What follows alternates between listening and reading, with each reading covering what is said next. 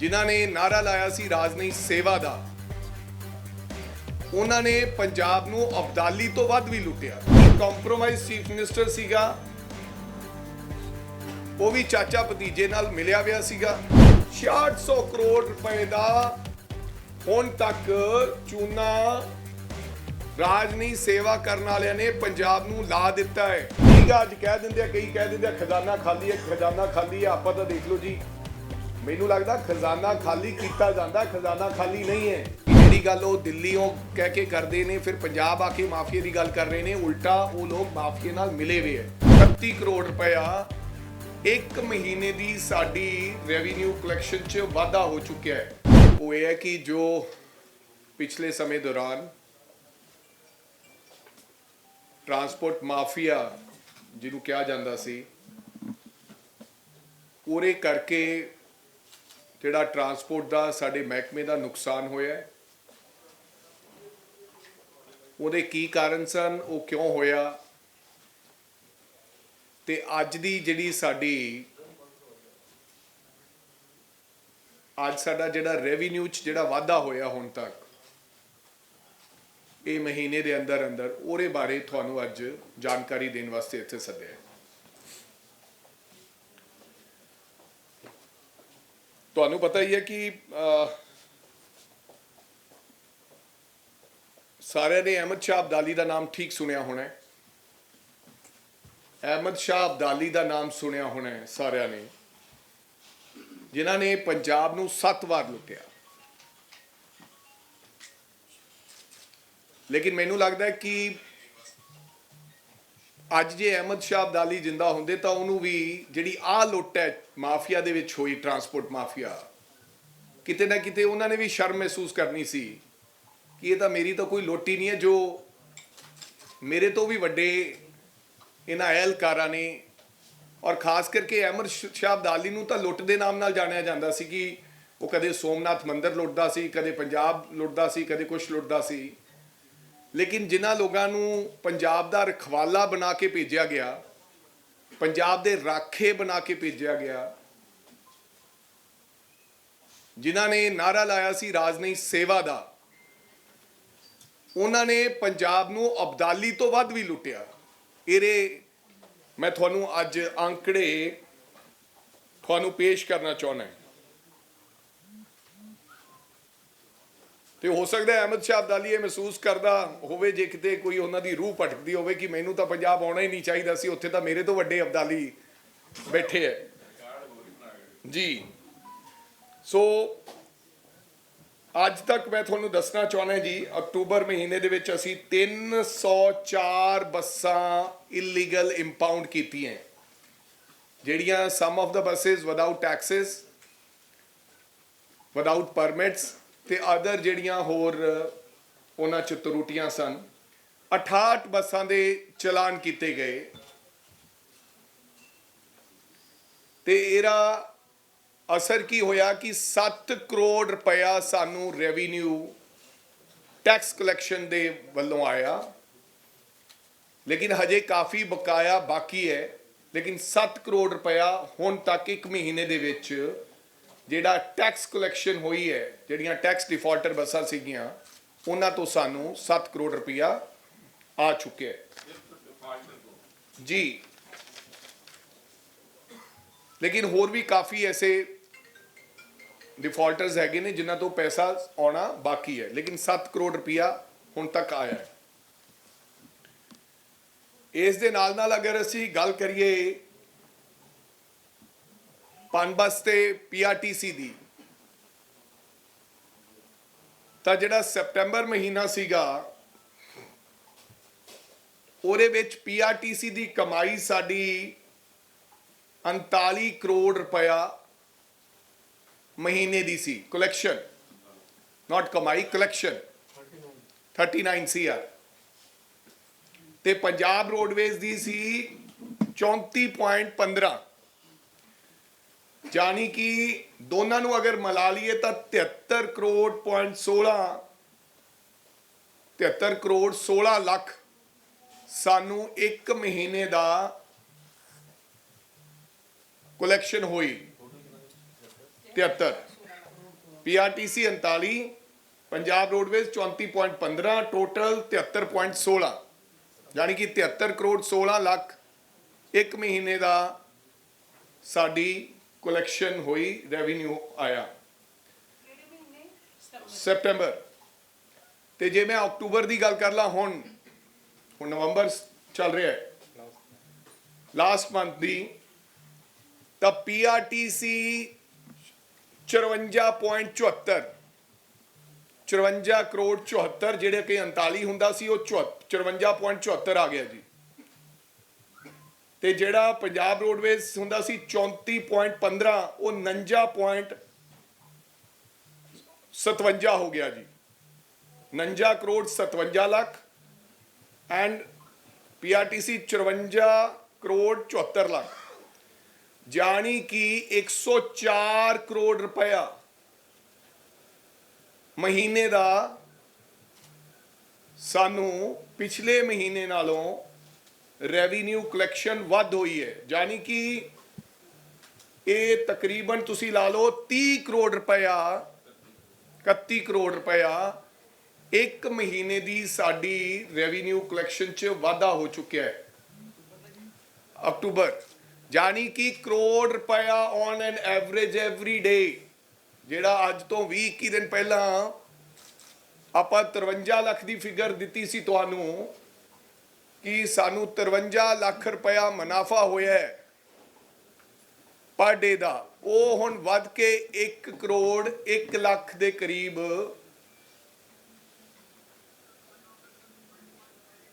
होण लग पिया जी।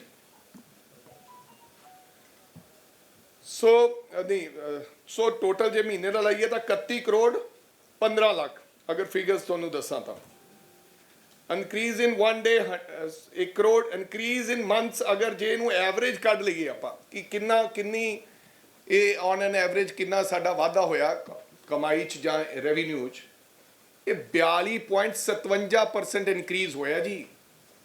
कोई ग्रोथ नहीं ऐसा होनी किते भी, तुहाडे कोले ऐसे आंकड़े नहीं होने कि एक महीने दे विच 42.57 दी ग्रोथ आई होवे पुराने रेवेन्यू। सो हुण डेली जे 1 करोड़ इनक्रीज होया तो असी गल कर लीए कि 14.5 साल पुराने 10 साल अहमद शाह अब्दाली जी की सरकार दे, यानी कि राज नहीं सेवा करने वाले उन्हां माफिए दे जिहड़े अजकल लोगों को फुटबाल खेड के भरमा रहे ने, आदरणीय सुखबीर सिंह बादल साहब, केवल ते केवल सुखबीर सिंह बादल करके 14.5 साल साडा ये रेवेन्यू लॉसेस होया। क्यों?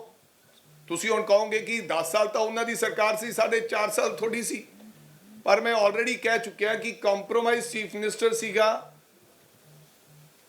वो भी चाचा भतीजे नाल मिलिया हुआ सीगा, इसे करके उन्होंने 14.5 साल ही मैं कह रहा, नहीं तो 4.5 साल साडी कांग्रेस के जिहड़े मैं ना गिनाउंदा, ते 14.5 सालां च जे दिन गिन लीए जनाब ते 5220 दिन बनते हैं जी। 5220 14.5 साल च 5220 दिन हो गए, ते जे 5220 दिनां च 1-1 करोड़ रुपया रोजाना आउंदा, जिहड़ा कि तुहानू करके दिखाया है, ऑन प्रैक्टिकल ऑन ग्राउंड करके दिखाया है, ये 5200 करोड़ रुपए का रेवेन्यू लॉस PRTC ते पनबस नूं होया है। नहीं समझे? 5200 करोड़ का 14.5 सालां दे विच 5220 दिन ने, ते 5220 दिन calculated one day today is equal to 5220 crore रुपया। एक तो यह लै लो जी 5220 करोड़ रुपया। अगे आ जाओ जी, हुण आपां गल करिए इलीगल एक्सटेंशनस दी, जिहदे बारे अक्सर ही गल्लां कीतियां जांदियां। पिछे जे आम आदमी पार्टी दे एक कोई प्रवक्ता सीगे कि आई डोंट नो, उन्होंने भी आवाज़ उठाई सी कि राजा विड़िंग नूं तां मन्नीए जे इलीगल्स जिहड़ियां एक्सटेंशनस ने, जिहड़ी अज तो 2012 दे विच 2012 ਦੇ ਵਿੱਚ ਜਸਟਿਸ ਸੂਰਿਆਕਾਂਤ ਨੇ ਮਲਟੀਪਲ ਐਕਸਟੈਂਸ਼ਨ, ਇਹ ਜੇ ਕਈਆਂ ਨੂੰ ਨਹੀਂ ਸਮਝ ਆਈ ਤਾਂ ਮੈਂ ਉਹਨਾਂ ਨੂੰ ਸਮਝਾਉਣਾ ਚਾਹਣਾ, ਲੀਗਲ ਰੂਟ ਮੰਨ ਲਓ ਕਿ ਕੋਟਪੂਰਾ ਤੋਂ ਬਾਗਾ ਪੁਰਾਣਾ ਤੱਕ ਸੀਗਾ, ਫਿਰ ਬਾਗਾ ਪੁਰਾਣਾ ਤੋਂ 24 ਕਿਲੋਮੀਟਰ ਦੀ ਐਕਸਟੈਂਸ਼ਨ ਲੈ ਕੇ ਤੁਸੀਂ ਮੋਗੇ ਜਾ ਸਕਦੇ ਸੀ। One extension is legal. ਇਹਨਾਂ ਨੇ ਇੱਕ ਐਕਸਟੈਂਸ਼ਨ ਤੋਂ ਬਾਅਦ ਮੋਗੇ ਤੋਂ ਬਾਅਦ ਇਹ ਜਗਰਾਉਂ ਲੈ ਗਏ, ਜਗਰਾਉਂ ਤੋਂ ਬਾਅਦ ਫਿਰ ਇਹ ਅੱਗੇ ਸਮਰਾਲੇ ਉੱਥੇ ਲੁਧਿਆਣੇ ਲੈ ਗਏ, ਲੁਧਿਆਣੇ ਤੋਂ ਬਾਅਦ ਸਮਰਾਲੇ ਲੈ ਗਏ, ਸਮਰਾਲੇ ਤੋਂ ਬਾਅਦ ਮੋਰਿੰਡੇ ਲੈ ਗਏ, ਮੋਰਿੰਡੇ ਤੋਂ ਬਾਅਦ ਚੰਡੀਗੜ੍ਹ ਲੈ ਗਏ, ਇੱਦਾਂ ਹੀ ਅੰਮ੍ਰਿਤਸਰ ਲੈ ਗਏ, ਇੱਦਾਂ ਹੀ ਪਟਿਆਲੇ ਲੈ ਗਏ, ਇੱਦਾਂ ਹੀ ਮੁਕਤਸਰ ਚੱਲ ਕੇ ਲੁਧਿਆਣੇ ਲੈ ਗਏ, ਇੱਦਾਂ ਹੀ ਹਬੋਰੋਂ ਚੱਲ ਕੇ ਅੰਮ੍ਰਿਤਸਰ ਚਲੇ ਗਏ।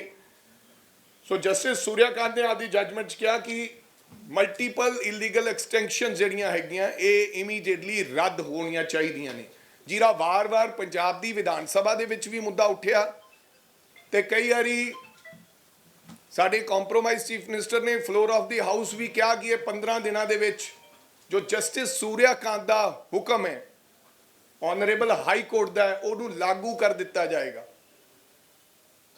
ਔਰ 2012 ਚ ਜੀ 2012 ਚ ਇਹ ਰਹੀ ਤਾਂ ਮਾਫੀਏ ਦੀ ਗੱਲ ਉੱਠਦੀ ਰਹੀ ਨਾ ਜੀ। ਫਿਰ ਇਹ ਸੁਪਰੀਮ ਕੋਰਟ ਚਲੇ ਗਏ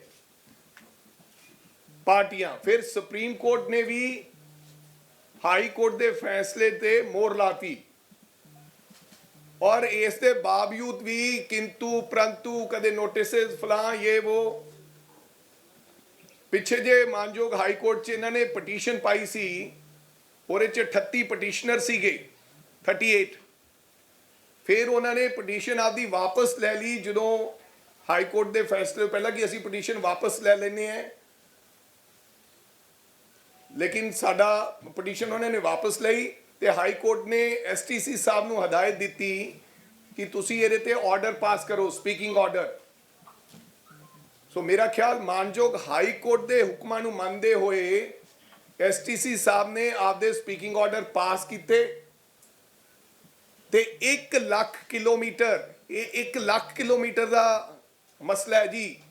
ਇਲੀਗਲ ਐਕਸਟੈਂਸ਼ਨ 1 ਲੱਖ ਕਿਲੋਮੀਟਰ ਦੀਆਂ ਹੈਗੀਆਂ ਤੇ ਉਹਨਾਂ ਨੂੰ ਕੈਂਸਲ ਕਰ ਦਿੱਤਾ ਗਿਆ ਉਹ ਸਾਰੇ ਪਰਮਿਟਸ ਨੂੰ, ਜਿਹਦੇ ਵਿੱਚੋਂ 680 ਦੇ ਕਰੀਬ ਪਰਮਿਟਸ ਹੈਗੇ ਨੇ ਜਿਹੜੇ ਉਹ ਕੈਂਸਲ ਕਰ ਦਿੱਤੇ ਗਏ। ਉਹਨਾਂ ਵਿੱਚੋਂ ਹੁਣ ਜਿਹੜੇ ਕੁਝ ਕੇਸਿਸ ਤੇ ਕੁਝ ਲੋਕਾਂ ਨੇ ਪਹਿਲਾਂ ਹਾਈ ਕੋਰਟ 'ਚ ਗਏ, ਹਾਈ ਕੋਰਟ ਨੇ ਉਹਨਾਂ ਦੀ ਅਪੀਲ ਨੂੰ ਉਹਨਾਂ ਨੇ ਕਿਹਾ ਕਿ ਤੁਹਾਨੂੰ ਅਪੀਲ ਕਰਨ ਦੀ ਸਟਾਰਟ 'ਚ ਜਾਓ ਤੇ ਉੱਥੇ ਤੁਸੀਂ ਅਪੀਲ ਕਰ ਸਕਦੇ ਹੋ। ਹੁਣ ਉਹ ਸਾਡਾ ਇੱਕ ਟ੍ਰਿਬਿਊਨਲ ਸਟਾਰਟ ਹੈਗਾ ਜਿੱਥੇ ਸੈਸ਼ਨ ਜੱਜ ਉਹਦੇ ਹੈਡ ਕਰਦੇ ਨੇ, ਉੱਥੇ ਗਏ ਸੀ। ਉਹਦੇ ਤੇ ਉਹਨਾਂ ਨੂੰ ਸਟੇ ਮਿਲਿਆ 10 ਤਰੀਕ ਤੱਕ। ਅੱਜ ਉਹਦੀ ਫਾਈਨਲ ਸੁਣਵਾਈ ਵੀ ਹੈ ਐਂਡ ਕੁਝ ਪਟੀਸ਼ਨਰ ਉਸ ਤੋਂ ਬਾਅਦ ਵੀ ਗਏ, ਲੇਕਿਨ ਕੁਝ ਪਟੀਸ਼ਨਰ ਜਿਨ੍ਹਾਂ ਦੇ ਅਸੀਂ ਕੈਂਸਲ ਕਰ ਦਿੱਤੇ ਗਏ ਉਹ ਸਾਡੇ RTA ਸਾਹਿਬਾਨਾਂ ਕੋਲੇ ਚਲੇ ਗਏ ਕਿ ਸਾਡਾ ਜਿਹੜਾ ਓਰੀਜਨਲ ਰੂਟ ਹੈ ਉਹ ਸਾਡਾ ਰੱਖ ਲਿਆ ਜਾਵੇ, ਉਹ ਅਸੀਂ ਅਪਲਾਈ ਕਰ ਦਿੰਦੇ ਹਾਂ। ਜਿਹੜਾ ਪਹਿਲਾਂ ਸੀਗਾ ਜਿਹੜੀ ਮਲਟੀਪਲ ਐਕਸਟੈਂਸ਼ਨ ਉਹ ਸਾਡੀ ਕੱਟ ਦਿੱਤੀ ਜਾਵੇ। ਸੋ ਉਹਦੇ ਤੇ ਅਸੀਂ ਕੰਮ ਕਰ ਰਹੇ ਹਾਂ। ਲੇਕਿਨ ਮੈਂ ਇਹ ਤੁਹਾਨੂੰ ਦੱਸਣਾ ਚਾਹੁੰਦਾ ਹਾਂ ਇਹਦੇ ਵਿੱਚ ਕੀ ਹੋਇਆ ਜੀ, ਜੇ ਅਕਤੂਬਰ ਮਹੀਨੇ ਦੀ ਅਸੀਂ ਐਵਰੇਜ ਕਰ ਲਈਏ ਤਾਂ PRTC 45 ਰੁਪਏ 25 ਪੈਸੇ ਰੈਵਨਿਊ ਹੈ ਜੀ ਉਹਦਾ ਪਰ ਕਿਲੋਮੀਟਰ। 45 ਰੁਪਏ 25 ਪੈਸੇ PRTC ਦਾ ਤੇ ਪੰਜਾਬ ਰੋਡਵੇਜ਼ ਦਾ ਰੈਵਨਿਊ ਹੈ ਜੀ 38 ਰੁਪਏ 10 ਪੈਸੇ ਪਰ ਕਿਲੋਮੀਟਰ। ਇਹ ਲੱਖ ਕਿਲੋਮੀਟਰ ਦੀ ਗੱਲ ਕਰ ਰਿਹਾ ਮੈਂ, ਪਰ ਮੈਂ ਅੱਜ ਦੀ ਐਵਰੇਜ ਮੁਤਾਬਕ PRTC 45.25 ਕਮਾਈ ਰੈਵਨਿਊ ਹੋ ਰਿਹਾ ਹੈ ਤੇ ਪੰਜਾਬ ਰੋਡਵੇਜ਼ ਨੂੰ 38.10 ਹੋ ਰਿਹਾ ਹੈ। ਯਾਨੀ ਕਿ ਜੇ ਔਨ ਐਨ ਐਵਰੇਜ ਆਪਾਂ ਇਹਨਾਂ ਨੂੰ ਕੱਢ ਲਈਏ ਤਾਂ 42 ਰੁਪਏ ਸਾਨੂੰ ਪਰ ਕਿਲੋਮੀਟਰ ਲਾਸ ਅੱਜ ਅਸੀਂ ਡਿਕਲੇਅਰ ਕਰ ਸਕਦੇ ਹਾਂ ਲੱਖ ਕਿਲੋਮੀਟਰ ਨੂੰ। So lakh kilometre is equal to 42 ਰੁਪਏ, ਯਾਨੀ ਕਿ 9 ਸਾਲਾਂ ਦੇ ਵਿੱਚ 42 ਲੱਖ ਹੋ ਗਿਆ ਜੀ ਇਹ ਜੇ ਡੇਲੀ ਦਾ 42 ਲੱਖ।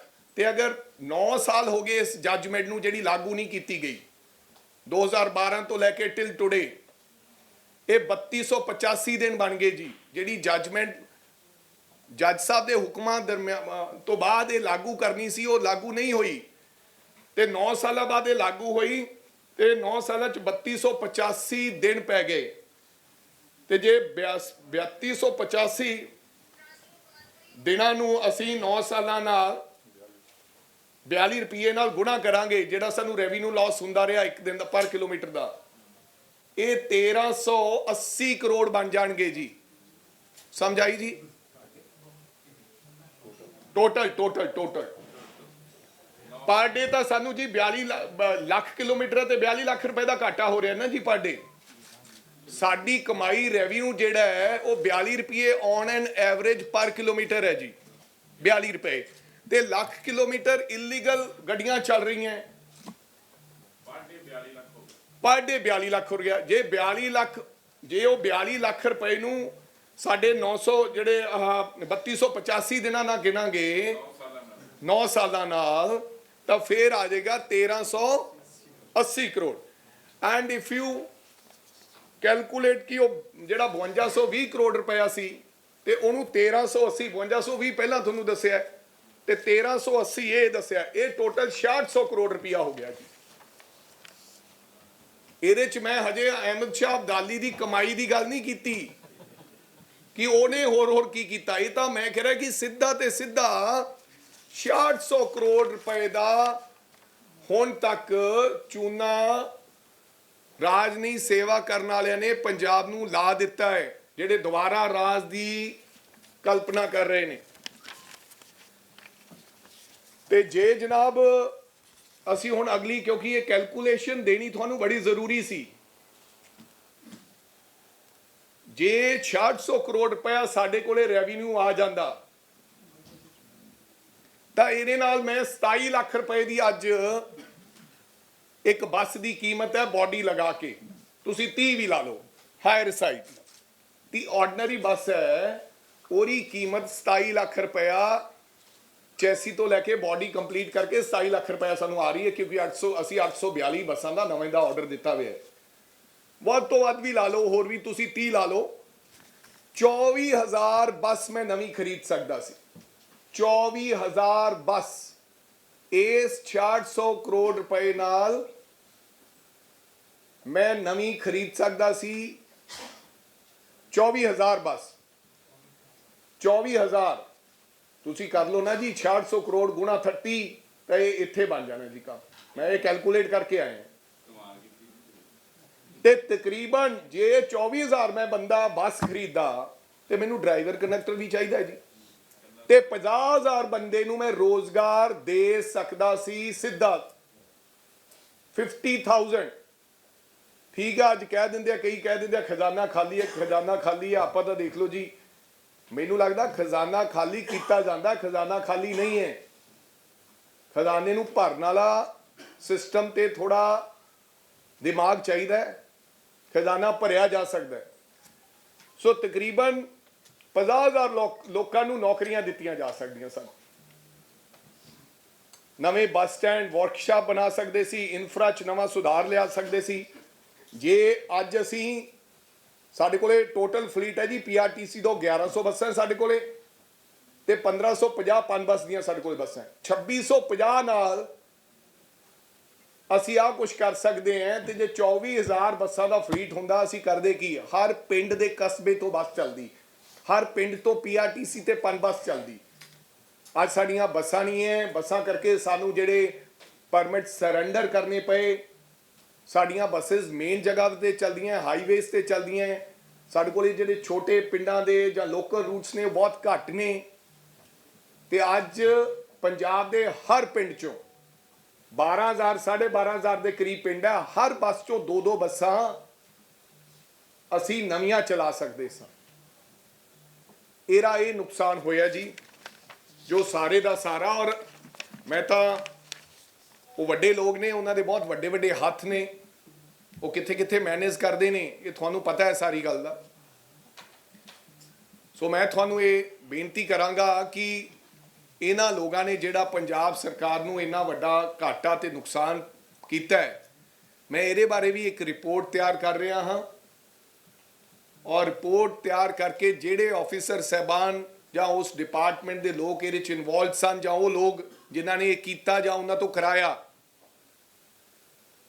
ਉਹ ਅਸੀਂ ਜਲਦੀ ਹੀ, ਮੇਰੀ ਕੱਲ ਹੋਮ ਮਿਨਿਸਟਰ ਸਾਹਿਬ ਨਾਲ ਗੱਲ ਹੋਈ ਹੈ, ਮੁੱਖ ਮੰਤਰੀ ਸਾਹਿਬ ਨਾਲ ਗੱਲ ਹੋਈ ਹੈ, ਉਹ ਅਸੀਂ ਇਨਕੁਆਰੀ ਅਸੀਂ ਵਿਜੀਲੈਂਸ ਨੂੰ ਜਾਂ ਸਿੱਟ ਬਣਾ ਕੇ ਹਾਇਰ ਅਥਾਰਟੀ ਨੂੰ ਦੇਣ ਵਾਲੇ ਹਾਂ ਤਾਂ ਜੋ ਟਾਈਮ ਬਾਉਂਡ ਇਨਕੁਆਰੀ ਹੋ ਕੇ ਜਿਨ੍ਹਾਂ ਲੋਕਾਂ ਨੇ ਇਹ ਇਲਜ਼ਾਮ ਇੱਥੇ ਤੱਕ ਪਹੁੰਚਾਇਆ ਉਹਨਾਂ ਤੇ ਬਣਦੀ ਕਾਰਵਾਈ ਹੋਣੀ ਚਾਹੀਦੀ ਹੈ। ਸੋ ਅੱਜ ਦਾ ਇਹੀ ਸੀਗਾ ਕਿ ਤੁਹਾਨੂੰ ਮੈਂ ਸਾਰੇ ਇਸ ਬਾਰੇ ਚਾਨਣ ਪਾਵਾਂ। ਕਿਸੇ ਦੇ ਕੋਈ ਕੁਐਸਚਨਸ ਹੈਗੇ ਆ ਤਾਂ ਵੜਿੰਗ ਸਾਹਿਬ, ਜਿਹਨਾਂ ਤੁਸੀਂ ਨਸੀਹਤ ਦੇ ਰਹੇ ਸੀ ਕਿ ਖਜ਼ਾਨਾ ਖਾਲੀ ਹੈ, ਭਰਿਆ ਇਸ ਤਰੀਕੇ ਨਾਲ ਜਾ ਸਕਦਾ ਹੈ, ਉਹਨਾਂ ਦੀਆਂ ਬੱਸਾਂ ਦਾ ਟੈਕਸ ਆਇਆ ਹੋਇਆ ਸਰ? ਕਿਹਨਾਂ ਦੀ ਗੱਲ ਕਰ ਰਹੇ ਹੋ ਜਨਾਬ? ਮੈਂ ਉਹਨਾਂ ਨੂੰ ਗੱਲ ਕਰ ਰਿਹਾ ਜਿਹੜੇ ਲੋਕ ਕਹਿੰਦੇ ਕਿ ਕਈ ਵਾਰੀ ਅਸੀਂ ਸਕੀਮਸ ਲਾਗੂ ਕਰ ਰਹੇ ਹਾਂ, ਜਿਹੜਾ ਰੋਜ਼ ਜਿਹੜਾ ਸੁਬੀਰ ਬਾਦਲ ਕਹਿ ਰਿਹਾ ਕਿ ਇਹਨਾਂ ਦੇ ਤਾਂ ਖਜ਼ਾਨੇ 'ਚ ਪੈਸੇ ਹੈ ਨਹੀਂ, ਇਹ ਕਿੱਦਾਂ ਕਰਨਗੇ? ਅੱਛਾ, ਮਨਪ੍ਰੀਤ ਬਾਦਲ ਦੀ ਨਹੀਂ ਮੈਂ ਗੱਲ ਕਰ ਰਿਹਾ, ਪਰ ਮਨਪ੍ਰੀਤ ਸਿੰਘ ਬਾਦਲ ਦਾ ਜਿਹੜਾ ਟੈਕਸ ਹੈ ਆਈ ਥਿੰਕ ਸੋ ਹਜੇ ਤੱਕ ਨਹੀਂ ਆਇਆ।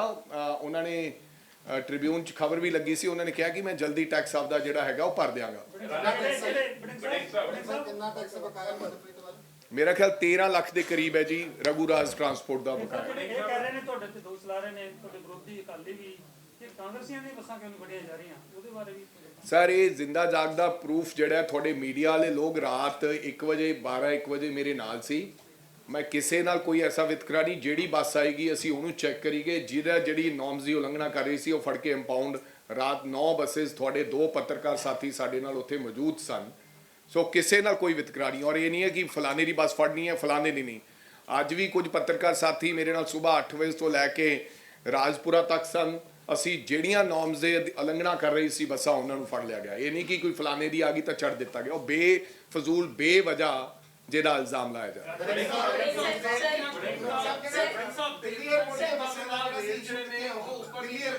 ਇੱਕ ਸੈਕਿੰਡ ਸਰ, ਦਿੱਲੀ 에ਅਰਪੋਰਟ ਦਾ ਬੱਸਿਸ ਵਾਲਾ ਸਾਹਿਬ, ਅਸੀਂ ਅਰਵਿੰਦ ਕੇਜਰੀਵਾਲ ਜੀ ਨੂੰ ਚਿੱਠੀ ਲਿਖੀ ਐਂਡ ਆਫਟਰ ਦੈਟ ਉਹ ਚਿੱਠੀ ਤੁਹਾਨੂੰ ਟਵਿੱਟਰ ਤੇ ਵੀ ਪਾਈ।